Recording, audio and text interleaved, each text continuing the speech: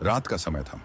अमन, जो कि एक पेशेवर टैक्सी ड्राइवर था, एक लंबी शिफ्ट के बाद घर लौट रहा था। वह अपनी कार में अकेला था और सड़क खाली और अंधेरी थी। शायद शहर के बाहर कहीं सड़क पर एक गाड़ी थी। अचानक उसके फोन पर एक सवारी का अनुरोध आया। उसने सोचा, आखिरी सवारी ले लेता हूं, फिर घर जाऊंगा। जब उसने लोकेशन चेक की तो वह एक सुनसान जगह थी। वहां एक औरत सफेद साड़ी में खड़ी थी।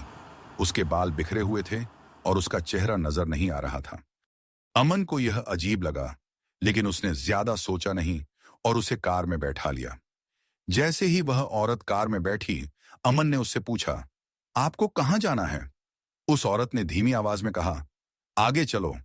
अमन ने कार शुरू की और आगे बढ़ने लगा, लेकिन थोड़ी देर बाद उसे महसूस हुआ कि कार में ठंड अचानक बढ़ गई थी, जैसे किसी ने एसी चालू कर दिया हो।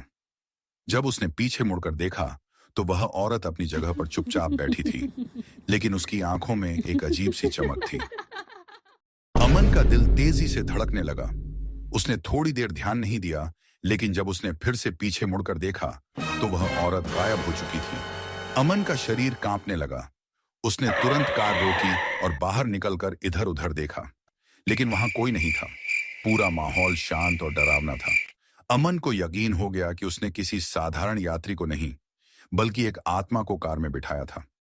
वो ये सोच ही रहा था कि अचानक उसके सामने से एक ऑटो गुजरी जिसमें वह औरत बैठी थी। वो जितनी जल्दी हो सका उस इलाके से निकल गया और घर चला गया और सीधा जाकर सो गया। अगले दिन उसे पता चला कि उसी इलाके में एक ऑटो दुर्घटना हुई थी और ऑटो ड्राइवर की उसी समय मौत हो गई। और सबसे चौंकाने वाली बात यह थी कि यह वही ऑटो था जिसमें वह औरत बैठी थी। इस घटना के बाद उसने कई कहानियां सुनी कि उसी रास्ते पर एक सफेद साड़ी में एक चुड़ैल होती है। उसने फिर कभी रात की शिफ्ट नहीं की।